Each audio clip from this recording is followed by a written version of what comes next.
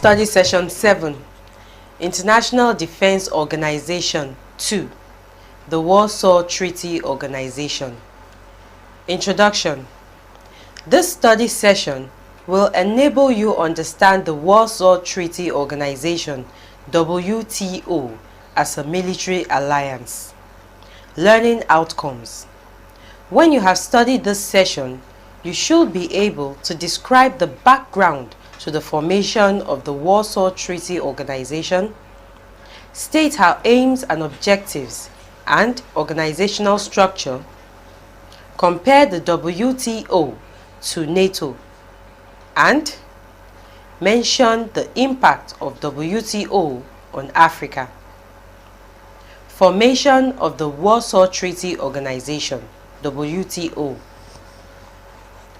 The Warsaw Treaty Organization was founded on the 14th of May 1955, 6 years after the formation of NATO. It came with the signing of Warsaw Pact, a treaty of friendship, cooperation, and mutual assistance by 8 socialist and European states, namely Albania, Bulgaria, Czechoslovakia, the German Democratic Republic, Hungary, Poland, Romania, and the USSR. It was the aftermath of the Warsaw Conference of East European States, with China as observer, which convened on the 11th of May 1955 after West Germany joined NATO. As at date, there are 7 nations in the pact, as Albania denounced the treaty on the 12th of September 1968. The Warsaw Alliance is a NATO-type form of the Soviet alliance system, as it was essentially a Soviet idea. Before WTO, Soviet Union had bilateral military pacts with Eastern European countries, all directed against West Germany and states allied with it.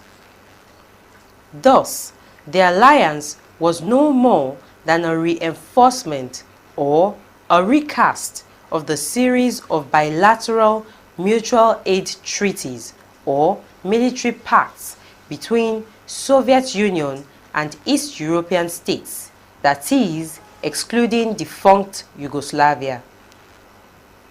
This explains why, when NATO was formed, Soviet Union did not see any need for a multilateral treaty, since the bilateral treaties equally formalized Soviet control of individual European states. So, it was not until 1954 that Soviet Union opted for a multilateral security, with West Germany becoming a full-fledged member of NATO. Aims of the Warsaw Treaty Organization. The basic aim of the WTO, a counterforce to NATO, is stated in Article 3 of the Warsaw Pact. It was formed to provide for an organization for collective mutual military assistance among member states in the event of armed attack on one or more of the parties of the treaty. This means that the Warsaw Pact armies, navies, and air force would come together as one fighting unit in wartime. However, the view has been expressed by Dr. D.A. Otunbanjo that the WTO was intended to serve essentially Soviet purposes, and that from its inception, it was intended as a major instrument of Soviet foreign policy. To him, these are Soviet purposes apart from the basic aims stated above. The purposes the Warsaw Treaty Organization was to serve include, among others, A. The need by Soviet Union for a formal institution through which directives could be channeled to Eastern Europe. B. The need for parity with NATO in East-West negotiations, and C. The need for clear articulation of the Soviet sphere of influence, particularly in view of the Western promise to West Germany to pursue German unification.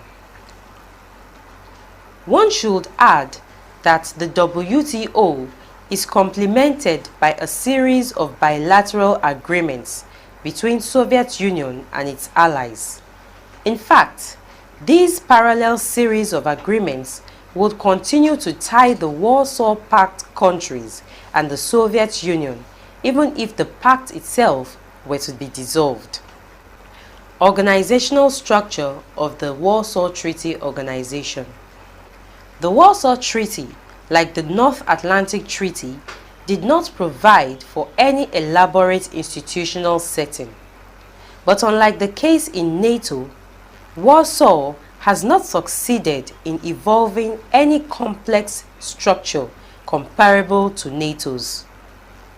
Basically, Articles 5 and 6 of the Warsaw Treaty provided for the establishment of a joint command of the armed forces and a political consultative committee, each comprising the contracting parties. However, at the first meeting of the Political Consultative Committee in Prague in January 1956, the establishment of Permanent Commission for Foreign Affairs and a joint secretariat was approved. Similarly, attempts were made by the Warsaw Treaty Organization to reorganize its military organization to reflect the mutual consultation and the multilateral nature of the pact. This led to the setting up of a permanent committee of defense ministers and a military council. Thus, on the political side are the Political Consultative Committee, the Permanent Commission for Foreign Affairs, and the Joint Secretariat. Others are on the military side. The political organizational structure. Political Consultative Committee comprises the representatives of all members of the Warsaw Treaty Organization. These are the first secretaries, chief of states, foreign ministers, and defense ministers. The committee is charged with the examination of questions and issues which may arise in the operation of the treaty. It meets twice a year. The Permanent Commission for Foreign Affairs acts in advisory capacity to the Political Consultative Committee. It is made up of foreign affairs ministers of member states and meets twice a year. The Joint Secretariat does the administrative jobs of the organization.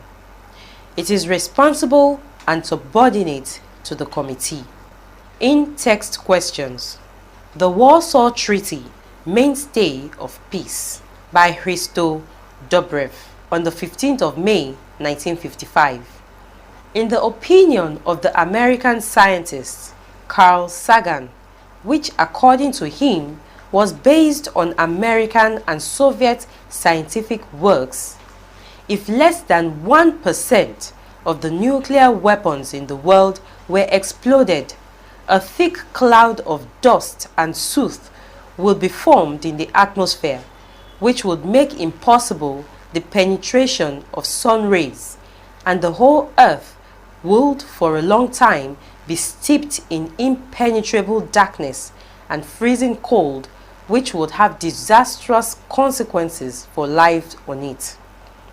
This terrible possibility cannot but worry the minds of the people, no matter in which part of the world they live, what the color of their skin is, what religion they profess, to what class they belong, and what ideology they share.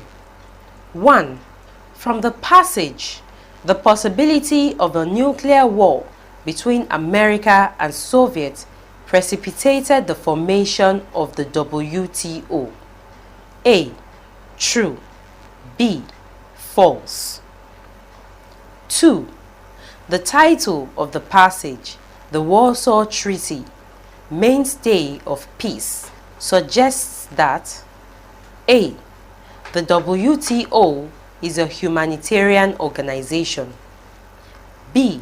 The WTO is a peaceful organization. C. The WTO seeks to go to war in order to maintain peace. D. WTO adopts the principle of deterrence. Feedbacks on in-text questions. 1. The correct answer is A. If you chose option B, then you are incorrect because the Warsaw Treaty Organization was created to balance power in the international community. Formation of NATO was seen as a threat by the Soviet and other Eastern European countries, and in order to counter the US and other Western powers' European countries' hegemony, the Warsaw Treaty Organization was established. 2. The correct answer is D. If you chose option A, B, or C, then you are incorrect because the Warsaw Treaty Organization was formed to prevent the domination of the international community by the members of NATO. In essence, their policy is aimed at dissuading an aggressive action by a potential belligerent. Military organizational structure. The Joint Command of the Armed Forces, otherwise known as Unified Command, is the most important organ of the military side of the Warsaw Treaty Organization. It is, however, subordinate to the Political Consultative Committee. Unlike the arrangement in NATO, the command structure is unitary, as it is not decentralized. The statute of the command provides for the commander-in-chief, a chief of staff, and a joint staff located in Moscow. There is also provision for deputy commanders-in-chief, who are the ministers of defense or other designated leaders from contracting states. They are charged with the command of the force allocated to the Joint Command by each member state and also take command in event of hostility. The Permanent Committee of Defense Ministers is made up of defense ministers of member states or their representatives. It is charged with the responsibility of advising the Political Consultative Committee to which it is responsible. Lastly, on the military side, the Military Council, which was set up as a result of the reforms in the Pact after the invasion of defunct Czechoslovakia, is composed of Warsaw Commander-in-Chief, his Chief of Staff, and Deputy Commanders-in-Chief, who are supposed to be Deputy Defense Ministers in each party. It is advisory, subordinate, and responsible to the Political Consultative Committee. It is nevertheless the highest military body in the Warsaw Treaty Organization. NATO and WTO compared. Although the two are forms of defense alliances, they nevertheless exhibit certain differences which relate to their formation, operational strategies, and control. Some of these are: A. While it is true that Soviet Union and the United States dominate the WTO and NATO respectively, there is a difference on how they come to dominate. Whereas the Soviet Union created the WTO for its purposes, the United States was not party to the initial moves that led to the formation of the NATO. B. WTO, unlike NATO, does not have multinational organizational structures that make for full participation of members in decision making. Until the invasion of defunct Czechoslovakia, East European countries' defense ministers were subordinate to the Soviet commander-in-chief of the pact. C. While there is the problem of standardization in NATO, Warsaw has attained a comfortable level of standardization as parties depend solely on Soviet Union for arms. D.